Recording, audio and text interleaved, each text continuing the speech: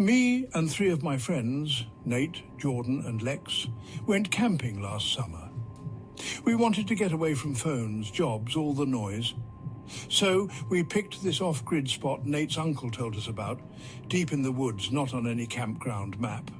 It was supposed to be untouched, peaceful, quiet. He wasn't wrong about the quiet part, but peaceful, not even close. After hiking a couple miles in, we found the spot, a perfect little clearing with a fire pit and enough space for 2 tents. It looked like no one had been there in years. We set up camp, made a fire and started cooking. We joked, played music off a Bluetooth speaker, had some drinks. That first night was chill. Around 2 a.m. I woke up needing to pee. I stepped outside the tent, walked a few feet into the trees with my flashlight. That's when I heard it. The sound of something snapping, like a branch way too close. I whispered, "Hello?" thinking maybe one of the others was out too, but no one replied. I went back to the tent. My skin was crawling the whole way. The next morning, Jordan came back from gathering firewood looking pale.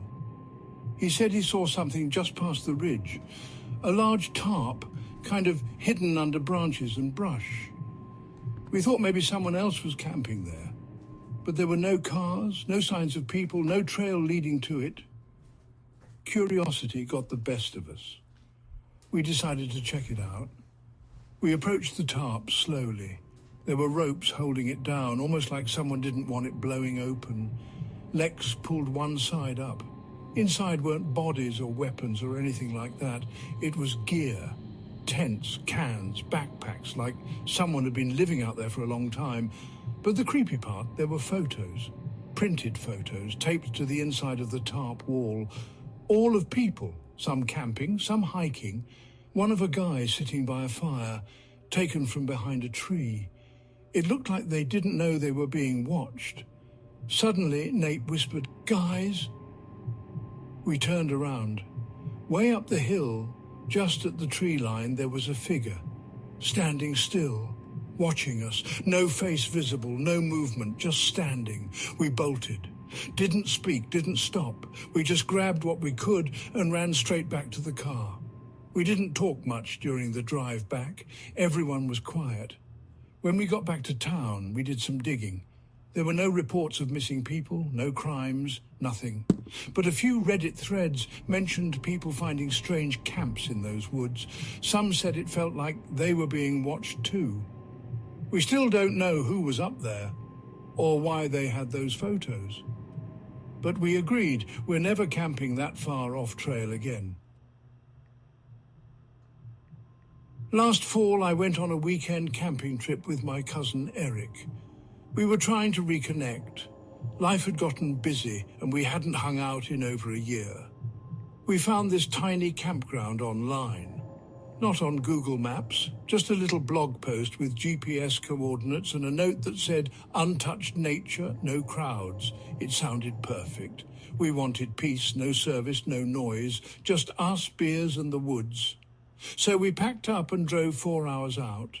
When we got there, the place was dead quiet. Not even birds. There was a rusted-out ranger station near the entrance. No one inside. The windows were fogged up and cracked. But the trails were still marked, and there were old campsites with fire rings and logs. We picked Site 3 a little farther into the woods. The ground was soft, damp, trees so thick you couldn't see the sky. But weirdest thing, no other cars in the lot. We were completely alone. That night we made a fire, cooked some canned chili and joked about how we might be trespassing. But halfway through a beer, we both froze. From deeper in the woods, just beyond the firelight, we heard what sounded like metal scraping, like a shovel dragging against stone. Then silence. We stared into the trees for a long time. Eric whispered, "Maybe an animal?" But I didn't say anything. I was listening for footsteps. Around 2 a.m., I woke up to Eric whispering my name. "There's someone out there," he said. I looked out the tent flap. Standing just beyond the light of our dying fire was a person. No flashlight, no movement, just standing, watching. We didn't say anything. didn't move. After maybe a full minute, they turned and walked silently into the woods. We didn't sleep the rest of the night. We packed up at sunrise. As we were hiking out, Eric spotted something through the trees. A small wooden structure, maybe a hunting cabin, hidden off trail. We should have kept walking, but curiosity won. It was old, built into the hill with a rusted metal door barely on its hinges. Inside, it smelled like mold and rot. There were chains bolted to the floor and a camera tripod in the corner. That's when we realized this place wasn't just abandoned. Someone had used it recently. We bolted, didn't stop for water, just kept hiking. When we reached the car, we found a piece of duct tape stuck to the back door. Underneath it, the lock was scratched and bent, like someone tried to break in while we were gone. Eric and I looked at each other and didn't say a word. We got in, slammed the doors, and drove without looking back. When we got home, Eric tried to look up again, but the blog was gone. And the GPS coordinates? They pointed to state-protected land, closed to the public since 2018. We don't talk about that trip much. I still go camping sometimes, but not without cell service, not without people around, and never off a blog post again. Last summer, I decided to take a solo camping trip. It had been a rough year, and I just needed a weekend off-grid to reset. No texts, no meetings, just me, a tent, and a book. I drove out to a forest about 3 hours from where I live. I'd been there as a kid. I remembered it being peaceful. When I got to the entrance, there were signs saying no services beyond this point, but the trail markers were still up and the maps looked fine, so I kept going. I parked at an old lot by the tree line, only one other car there, and hiked out.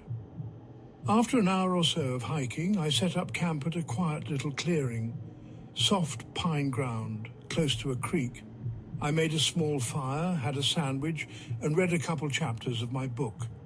As night fell, I felt completely calm. At around 9:30, I noticed the faint sound of another fire crackling, far off. I hadn't seen anyone else on the trail. But hey, maybe that second car belonged to someone camping deeper in. It didn't bother me. At least not yet. Sometime past midnight, I woke up to a soft metallic clinking, like someone turning over tools. I sat up, zipped open the tent and listened. It stopped. Then I noticed something weird. The second campfire was still burning, but it was in a different spot now, farther to the left, closer. That didn't make sense. Campfires don't move unless you put them out and start a new one, which meant someone had moved. I stayed in my tent, didn't sleep much. Around 3 a.m., I heard footsteps, crunching slowly over pine needles. I held my breath. They stopped somewhere just outside the tent, maybe 15 feet away. Then, nothing. No breathing, no movement, just stillness. Eventually, I heard them walk off, but not back toward the other fire. They went off to the side, wider arc, like someone flanking. I stayed frozen until sunrise.